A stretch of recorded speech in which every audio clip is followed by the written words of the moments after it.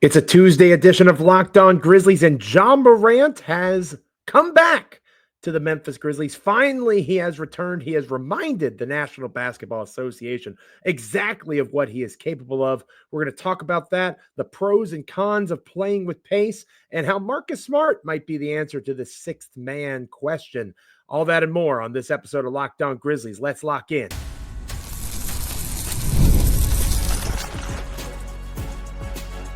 You are Locked On Grizzlies, your daily Memphis Grizzlies podcast, part of the Locked On Podcast Network, your team every day.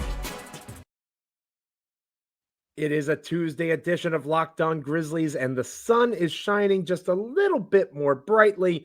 The air is a little more crisp as you breathe in and you breathe out. Everything seems a little bit better when the Memphis Grizzlies win a basketball game and we get to be together on an episode of Locked On Grizzlies. I am your host for this episode, Joe Mullinax. Been covering the Grizzlies for over a decade here, there, and everywhere.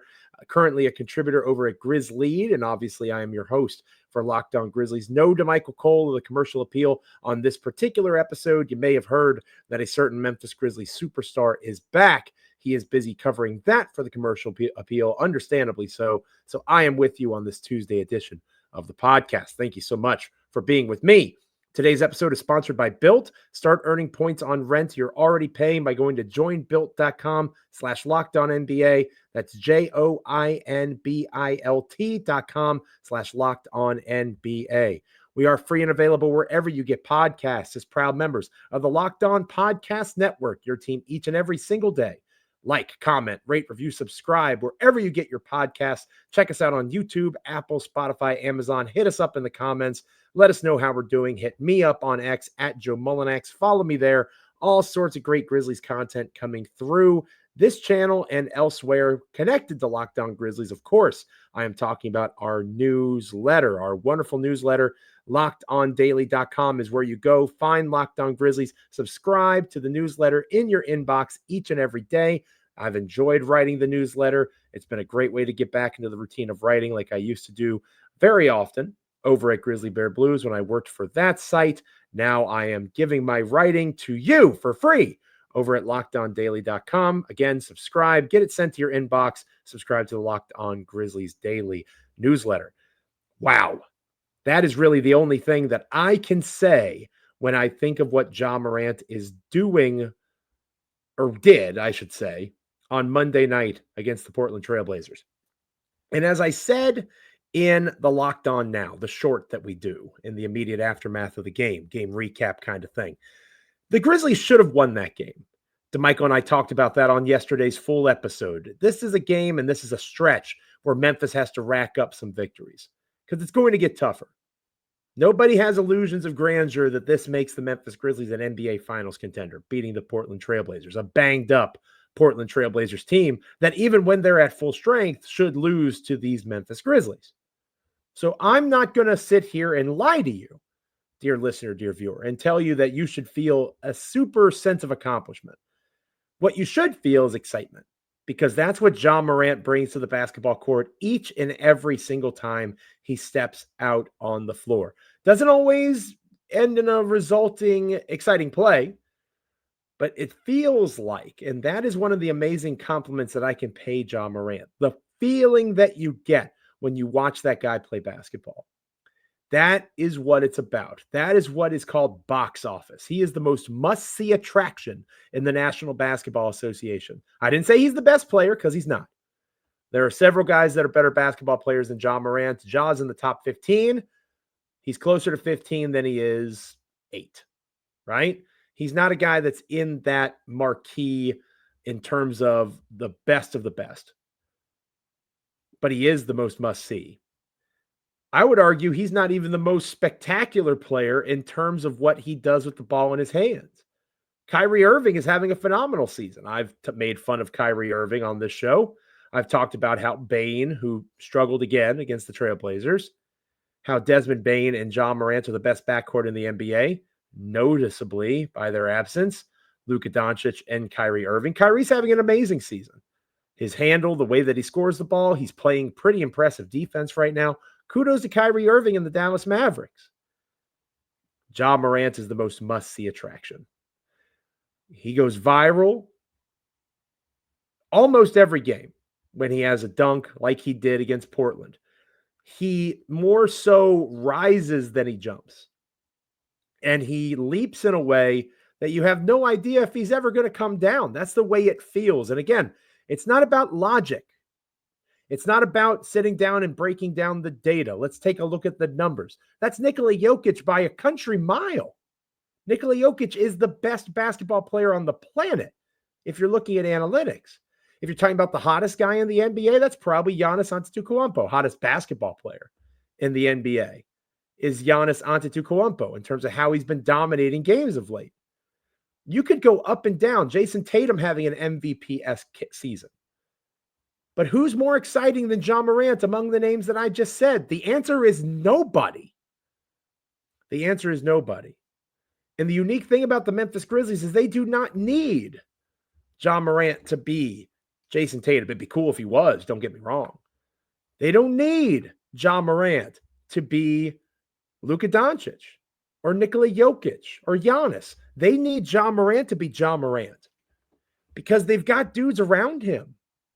Jaren Jackson Jr. is very quietly putting together an all-NBA season while playing the fewest minutes per game of his career. This pace thing, we're going to talk more about it later on in the show. It's a gift and a curse, a double-edged sword. But one of the positives is you are seeing some of the very best basketball over a stretch of time that we have ever seen Jaren Jackson Jr. play. And that's saying something. This is a former All-Star. This is a former Defensive Player of the Year. And on both ends, he is making impacts that we have not seen him make in the best way. You have guys that can help this Grizzlies team try to play at this pace that they're trying to maintain. The Memphis Grizzlies played 11 dudes in double-digit minutes. Marcus Smart comes off the bench. We'll talk more about that later on in the show. But you have Santi Aldama with 22 minutes, Jake LaRavia with 20 minutes, Jay Huff with 20 minutes, Marcus Smart at 19 minutes, Luke Kennard at about 22 minutes, Scottie Pippen Jr., 14 minutes.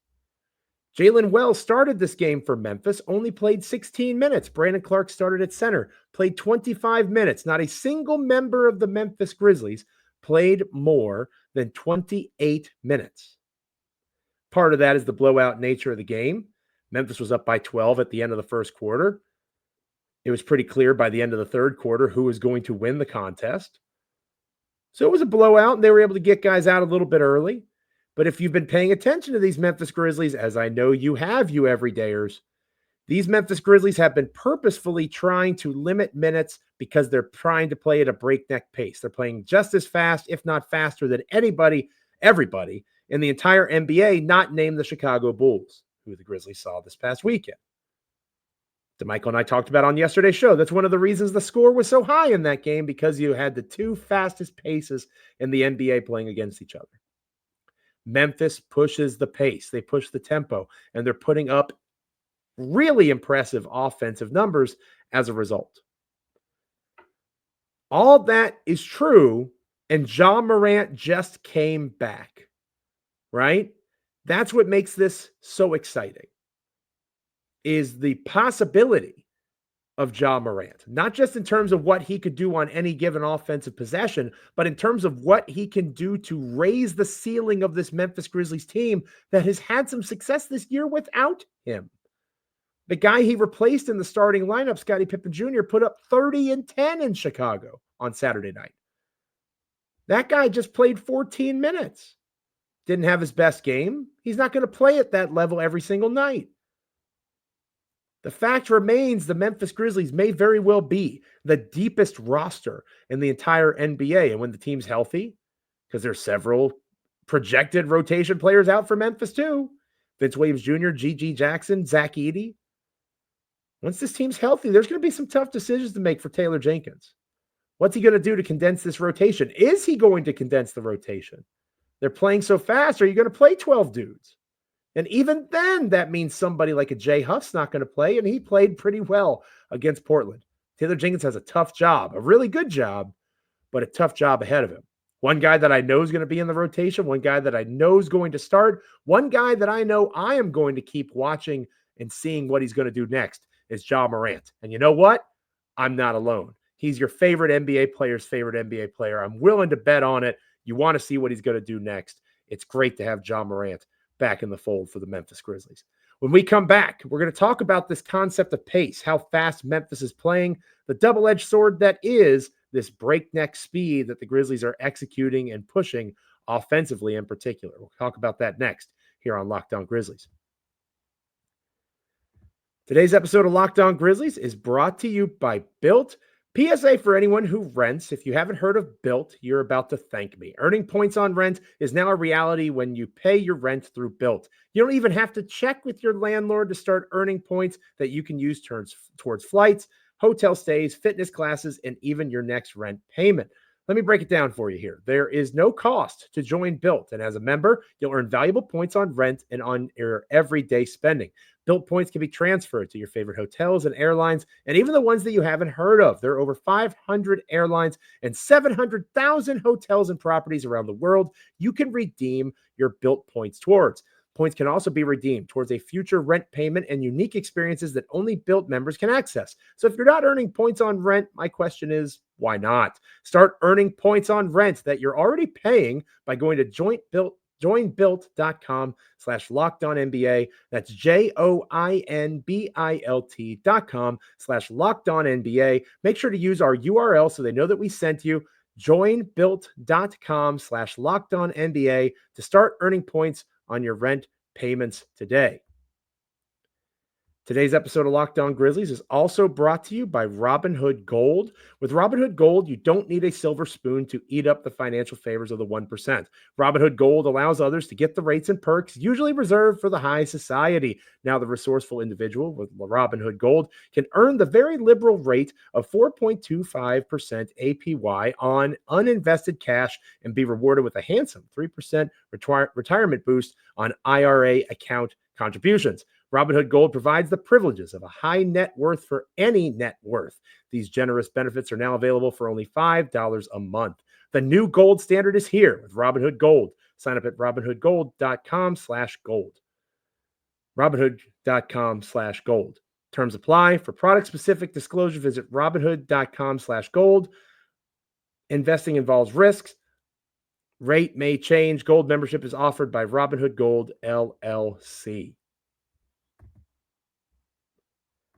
So we were talking about pace earlier in the show. We were talking about how fast Memphis is playing. They were second in the NBA going into the Chicago game this past Saturday, Chicago being number one in terms of possessions and points being scored on those possessions.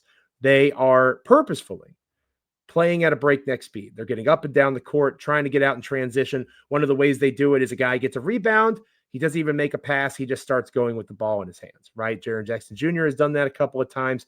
We've seen that from numerous players trying to get into sets, trying to get the offense moving, not allowing the defense to have a chance to get set. There's good and there's bad that comes with this. And you, if you're an everydayer, you know that I have a football background. And I love the game of basketball, but football is where where I make a little bit of money beyond being a podcaster. I'm a coach in my day job.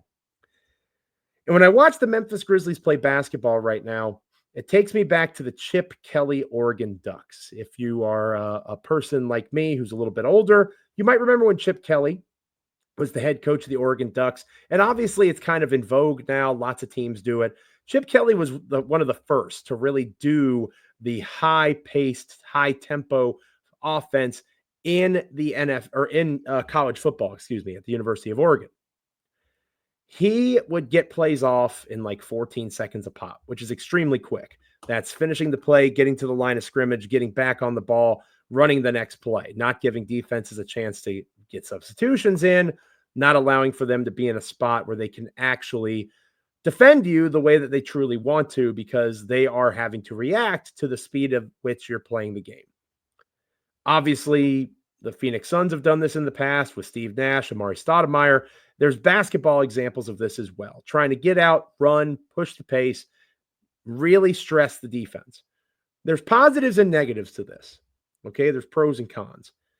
A pro is the obvious what's happening for the Memphis Grizzlies right now. They are getting a chance to find an offensive rhythm. They had 35 assists on their 43 made shots against the Portland Trailblazers. That is extremely impressive. That means that of the 43 buckets that went in for the Memphis Grizzlies non-free throw edition, Memphis did shoot a lot of free throws, 34 in this contest, made 25 of them. Of the 43 buckets they made, 35 of them came off of a direct pass from a teammate. That is crisp ball movement. That is not just settling for a good shot, that is taking a great shot. And it is also indicative of a team that is not putting themselves in positions where they have to dribble a bunch. One of the most frustrating things watching this Grizzlies offense over the last couple of years has been the predictability at times, getting to the pick and roll, put guys out in terms of spacing outside of whoever's running that pick and roll, whether it's Jonas Valanciunas or Steven Adams or Jaren Jackson Jr., Zach Edey, Brandon Clark, whoever. Initiate that action, let cook beyond that. Don't get me wrong, having the ball in the hands of your best player makes a ton of sense. But again, predictability is the thief of execution sometimes. It allows for defenses to pick you apart, and it also makes you very one-dimensional, which I am very against. In any aspect of sport, you want to have versatility on your side. Enter this new look offense where they are as versatile as it gets. They have so many different guys that can score in so many different ways. It all starts with dribble penetration, like most things in the National Basketball Association.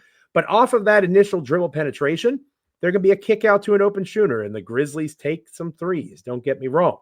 But there's also slashers. There's cuts on the backside of the basket. They do a lot of different things now that are a lot of fun to watch because of their movement. They are not nearly as stationary as they've been in the past, and they have their eyes up looking for their teammates to try to make those decisions and off of those cuts.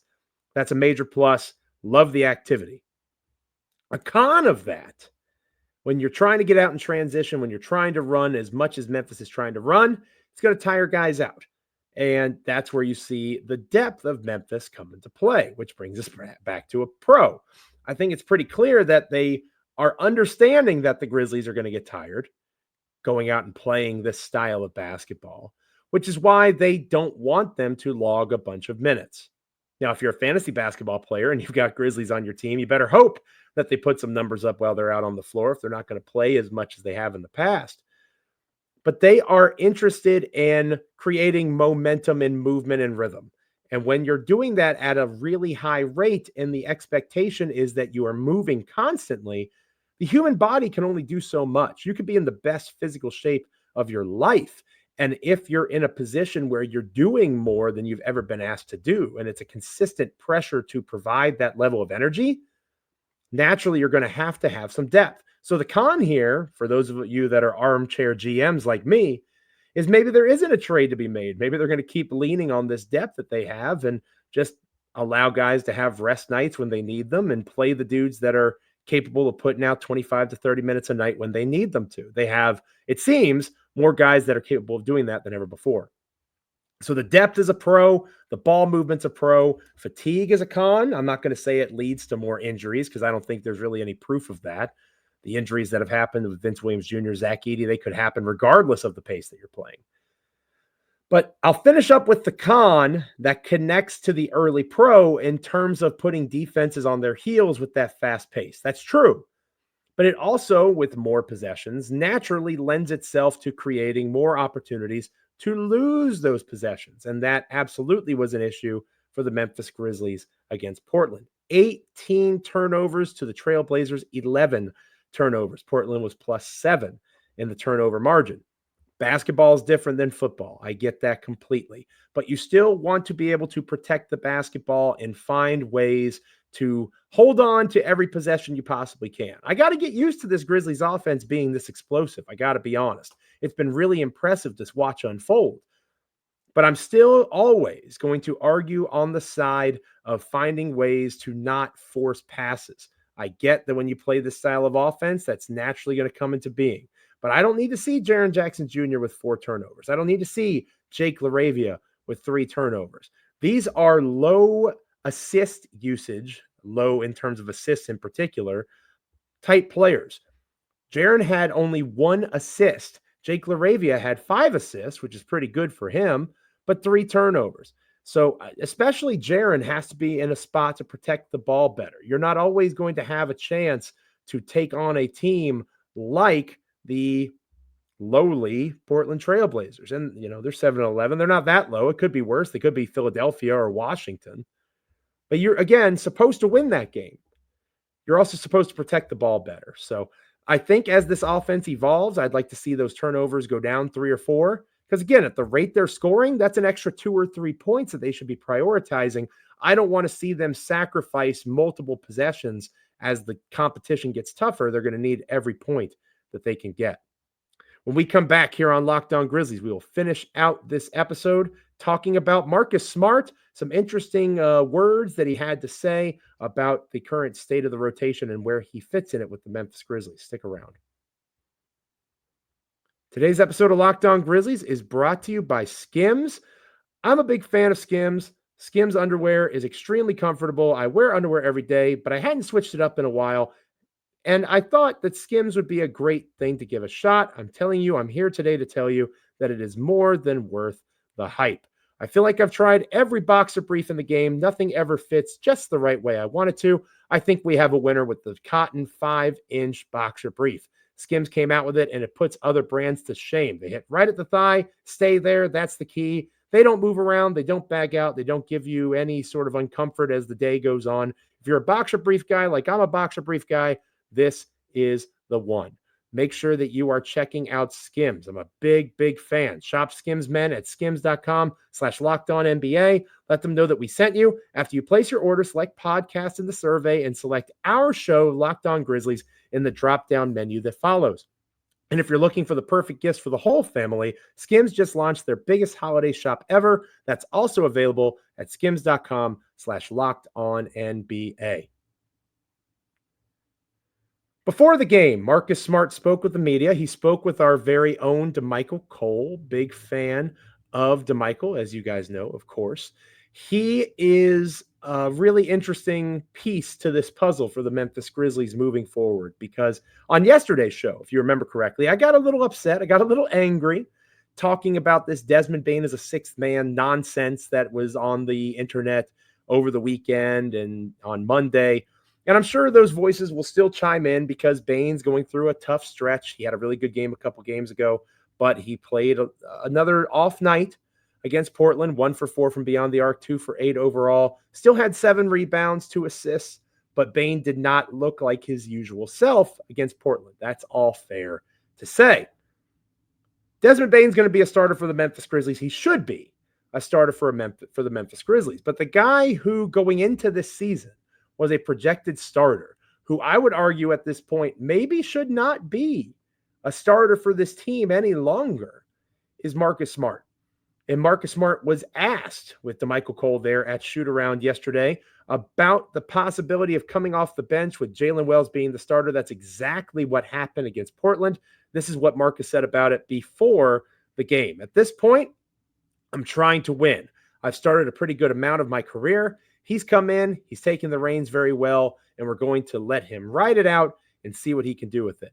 That to me, and I'll ask for clarity from DeMichael when we're back together on tomorrow's show, that to me sounds like a guy who is accepting of not just a short term because I'm coming back from food poisoning and I need to get my conditioning. That sounds like a long term, let's see how this goes. And this first game of it, not particularly good for Jalen Wells. He only played 16 minutes, 2 of 6 shooting, 4 rebounds, 1 assist, couple of turnovers. Not Jalen's best outing. He's the only starter in this game that had a negative plus-minus. Not great for Jalen Wells.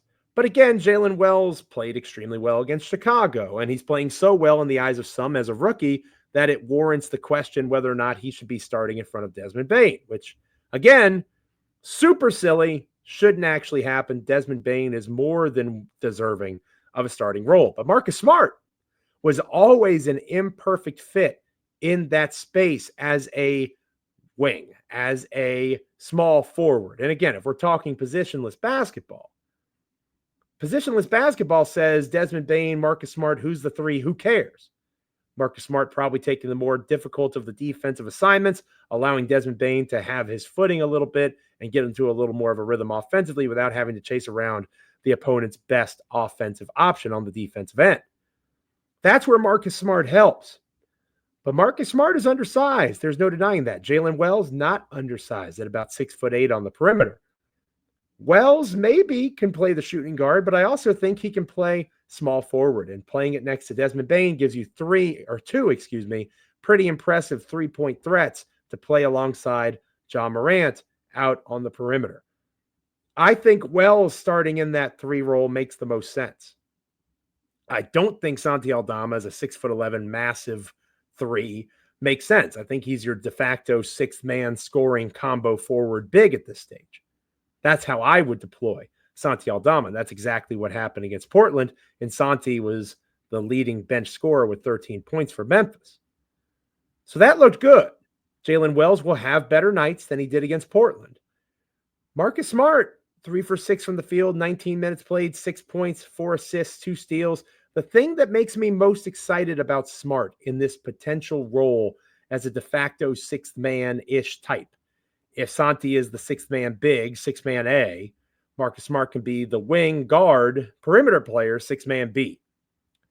Marcus Smart knows how to freaking win, right? He said that in his line that DeMichael quoted at DeMichael C on X. At this stage, I just want to win. If Jalen Wells gives the team the best chance to win because he maximizes spacing, because he's a bigger body that has taken on some tougher defensive assignments and is not a complete sieve on that end like Santi Aldama can be at times. If you want to lean into what Jalen Wells is capable of, then fine. Make sure Marcus Smart, depending on matchups, is closing some of these games because I trust him defensively. I trust him in rotations. I trust him in space. I've seen it before. Haven't seen it from Jalen Wells yet. Doesn't mean he can't do it. But teams that are trying to win and win at the highest level usually don't depend on a bunch of rookies to help them get there. Doesn't mean Marcus Smart needs to start. I think Desmond Bane needs to start. But Marcus Smart, as long as he's cool with it, as long as the vibes are good, he's buying into the logic behind it. He doesn't feel like he's being punished or being Wally Pipped. That's a dated reference.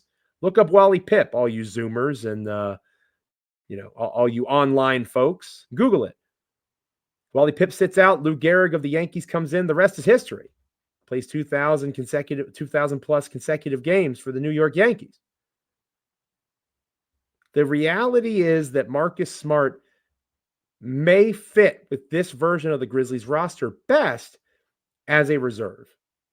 And that does not mean that Marcus Smart does not have a role. I think Marcus Smart has a huge role with this team. He is a veteran presence that this team sorely needs. He is a guy that can provide that energy, that intensity, that toughness. He can be the Sherpa, so to speak, of that second unit. That all sounds good to me. I like the idea of Marcus Smart as that de facto 6th man. Again, Santi Aldama will be in that mix as well. We won't see Vince Williams Jr. for a while. We won't see Gigi Jackson for at least another few weeks.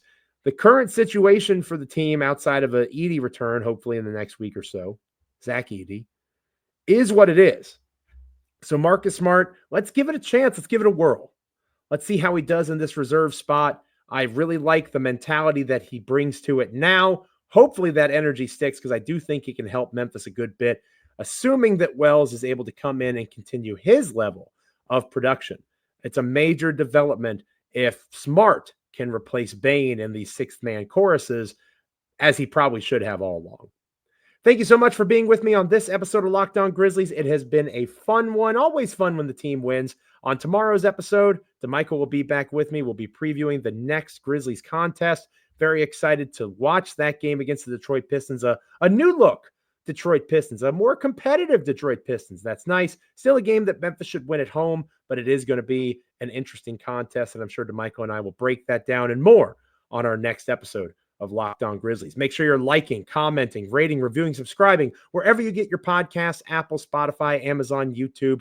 Check us out. Make us a part of your everyday Memphis Grizzlies content consumption. Also, make sure you're going and subscribing to Locked On Grizzlies at lockedondaily.com. Our new newsletter in your inbox each and every day. We have over 400 subscribers right now. We're 7th among all Locked On NBA podcasts and subscriptions. It truly is amazing to see how quickly it's grown. And I'm so grateful that we're one of the top newsletters in the entire network, considering our very small market compared to some others. To have that level of subscriptions already is just truly wonderful. Thank you so much for doing that. Join me each and every day.